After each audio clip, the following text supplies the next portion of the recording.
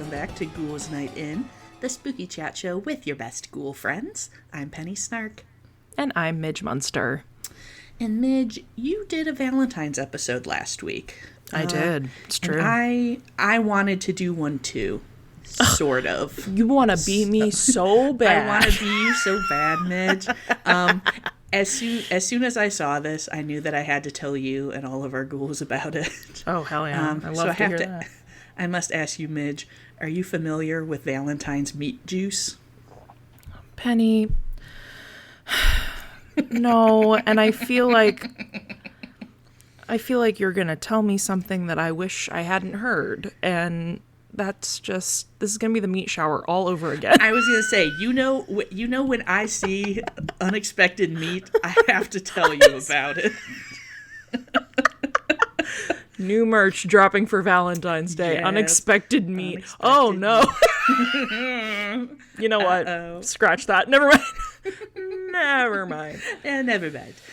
So I was made aware of this by an Atlas Obscura article titled, "In the 1800s, Valentine's meant a bottle of meat juice," which was just such an evocative and fascinating title that I was like, I gotta know more. I have to know about this. Yeah, unfortunately, you are going to have to tell us now. Yes. And we can't go back. The reason that I say that this is kind of a Valentine's episode is because it, in fact, has nothing to do with Valentine's Day.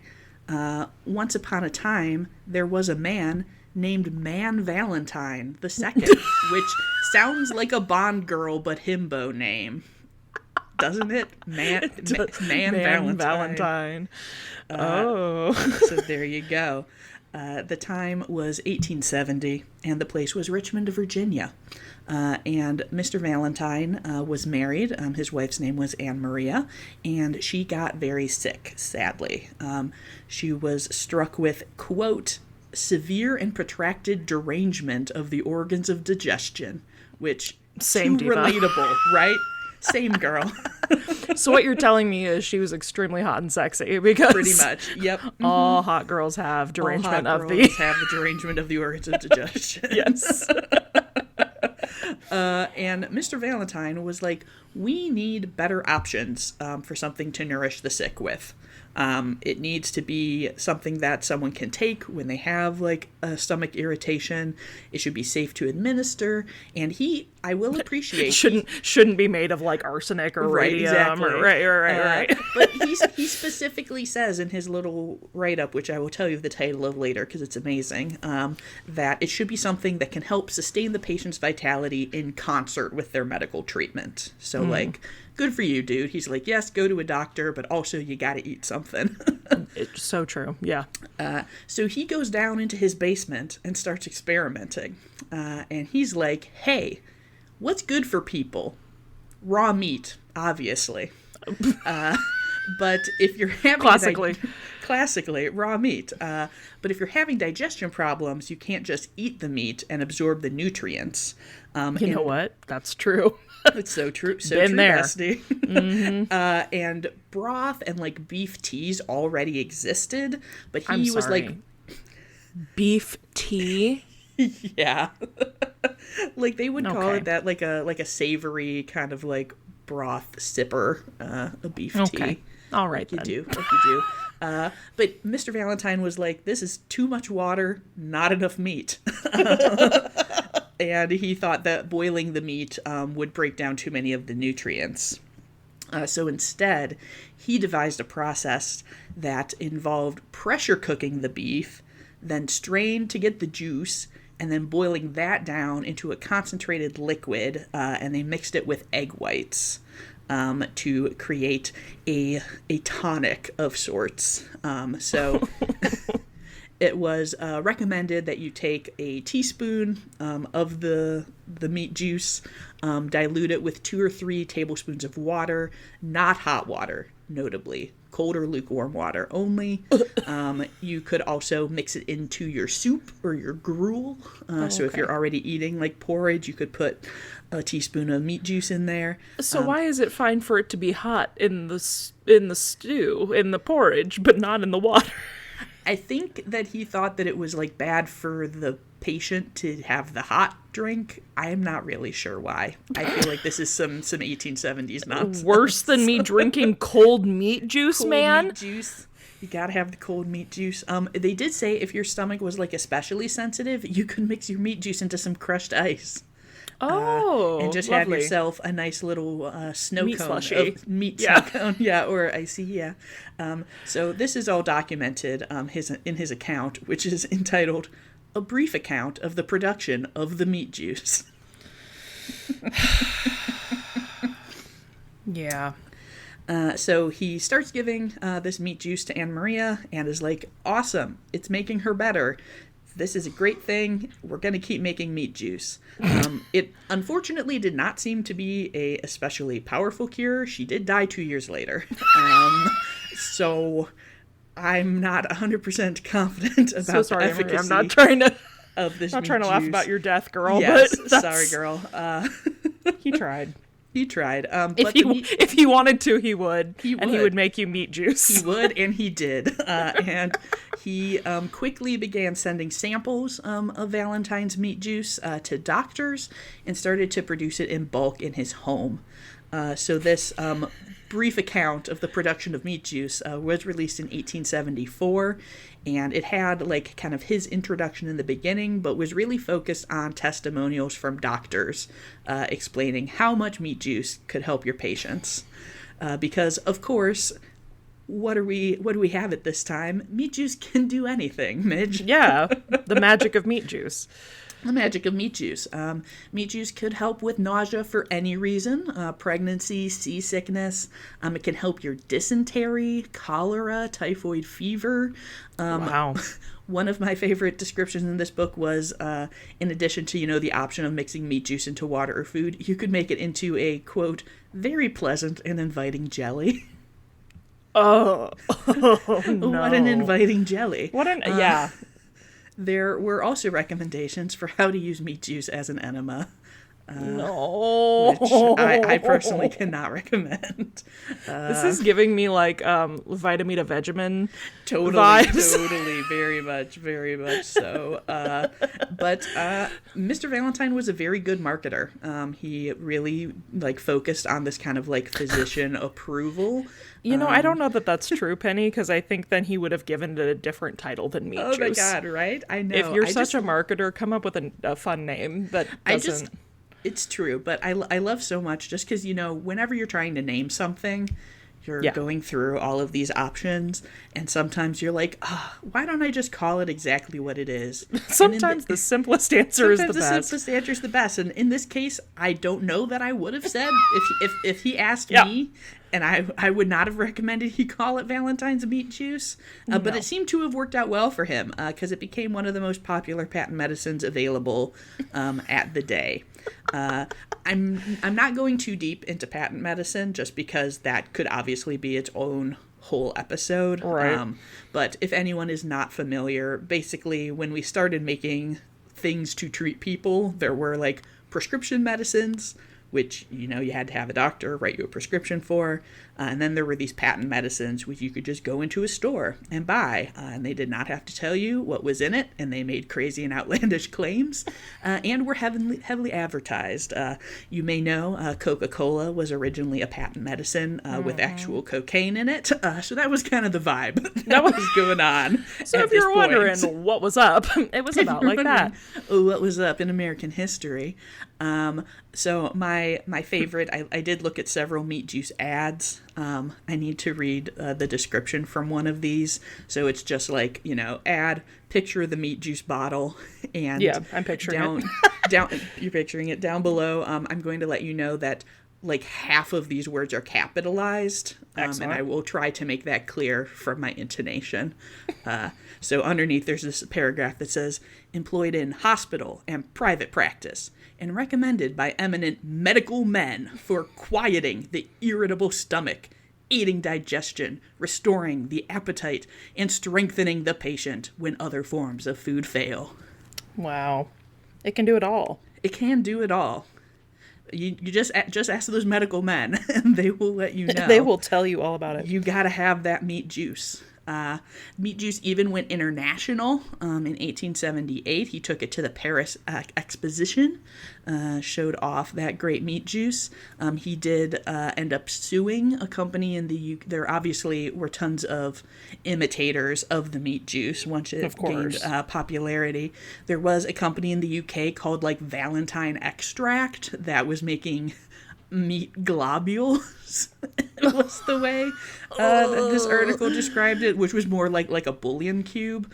And he was like, no, I'm Mr. Valentine, and you can't call your thing that.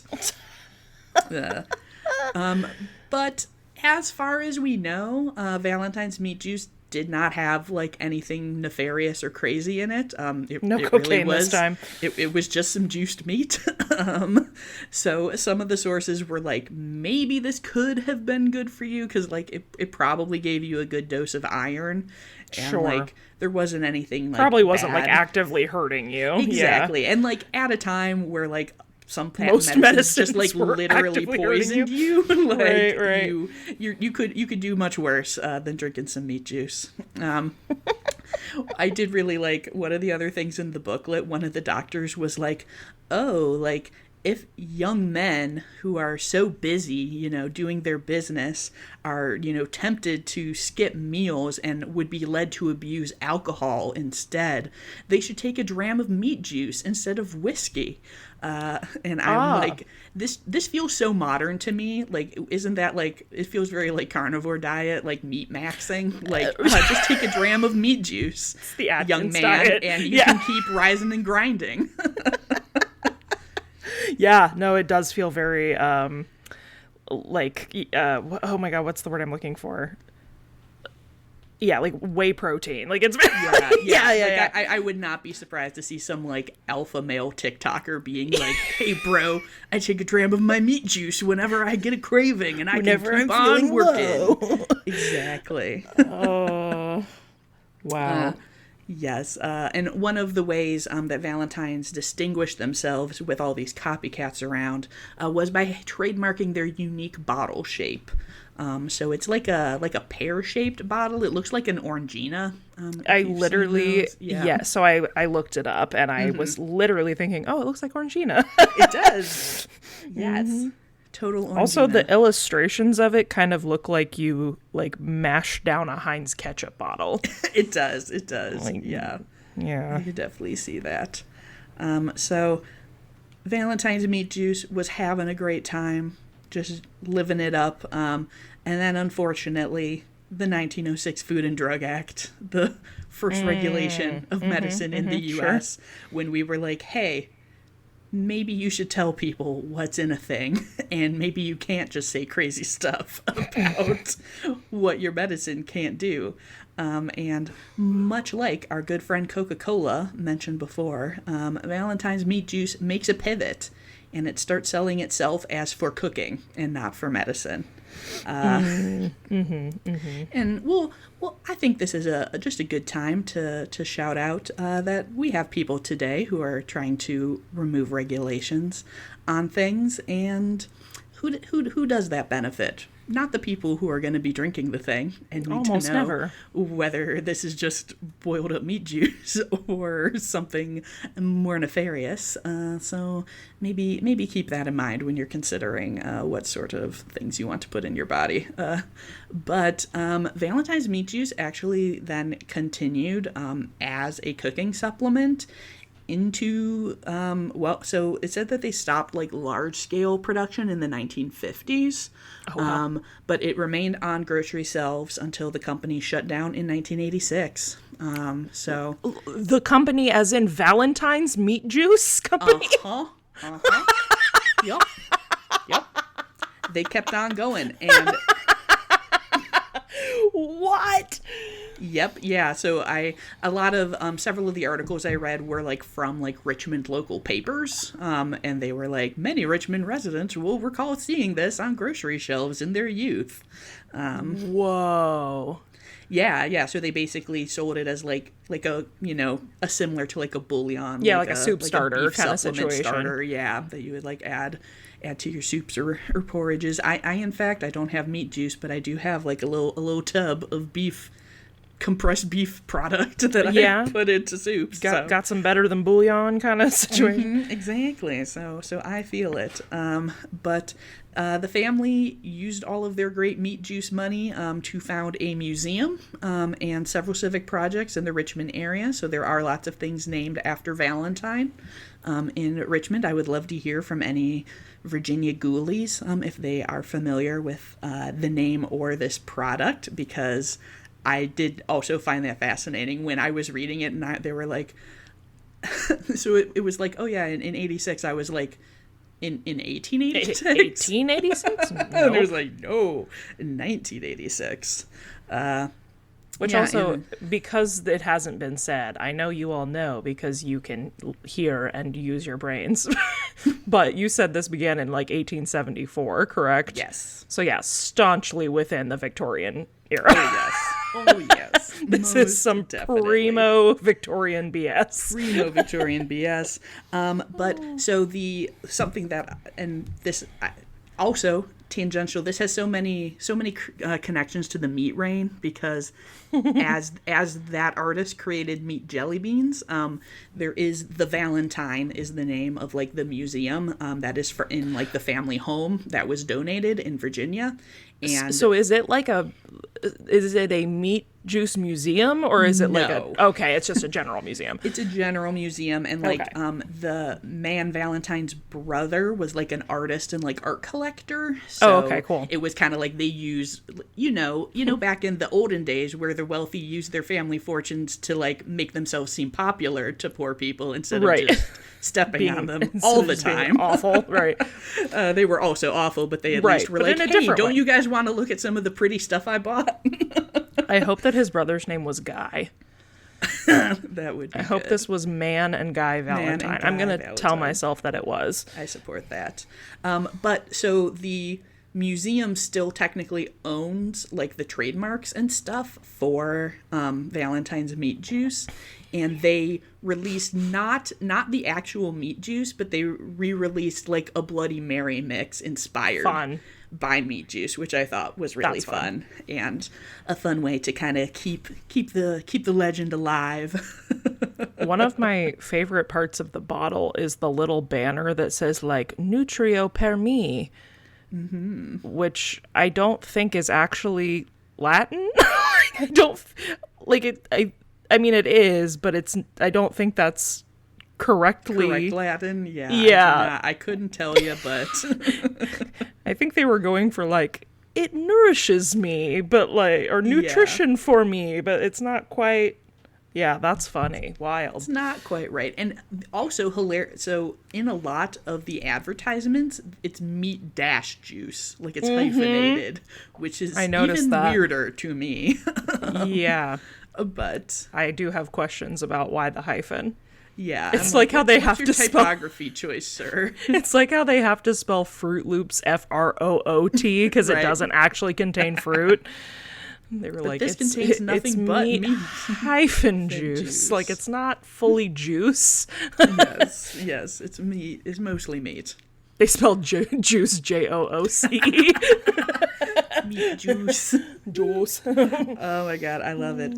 But yeah, that is the tale of Valentine's meat juice. Wow. A wonderfully romantic delight for anyone who has deranged digestion. It's such a shame that you're telling us this after Valentine's Day, because nobody can get their loved one some meat juice now, and as a romantic gesture. This is a heads up for next year's Valentine's. Start sourcing your juice. Get in that basement. Start pressure cooking some beef. Make your own meat juice.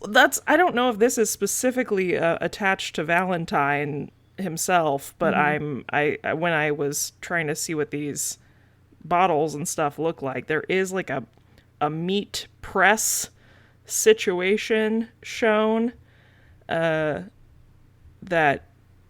is the Enterprise meat juice extractor. That the patent is associated with that area. It's in Philadelphia, so I'm curious if this has anything to do with that. I think so, because I did also see in one of the other articles, there's like he patented a bottle corker device. Fascinating. For corking corking the meat juice.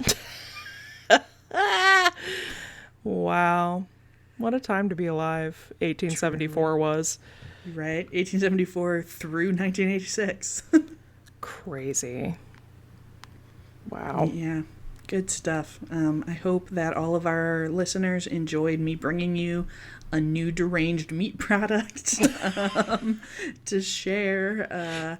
You know how we used to frequent Midge's Science Corner? I feel like we have Penny's Meat Corner now. I was cracking up as I was doing this because I was like, we just talked about like how there's different categories of episodes, and I'm starting to create a very niche category of weird meat topics. The meat niche. The meat niche. Yes.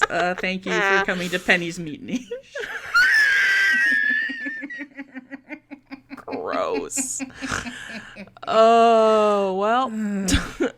Y'all still enjoying listening to this podcast? You like it, right? Yeah. I know you dirty dogs like to hear about weird meat. Yeah, this is going to go down as a certified classic, I'm sure. I love it. All right. So yes, if you would like to either praise me for my great meat topics or be like, Penny, please do not tell us any more weird meat stories, you can do that by joining our Discord. That is linked in our show notes as well as the bio. That's just a cool place where a bunch of ghouls hang out and chit chat. It's a good time.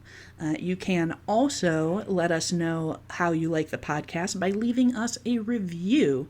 And I do believe we are out of fresh, hot reviews at this point in time. If only we had some condensed reviews we could put in cold water or in porridge. Maybe over some crushed ice. Yeah, maybe I could make an appealing jelly of reviews. An inviting review jelly. Yes. Yes, please submit us reviews to be made into review jelly on this podcast. We would appreciate it very much. It helps new people find our show. And if you are looking to follow along, and if you would like to see this bottle of meat juice, it is on our Instagram, which is at Ghouls Night in Pod. And if you are looking for me on Instagram, I am at Penny Snark. And you can find me all over the web at Midge Munster. And until next time, good.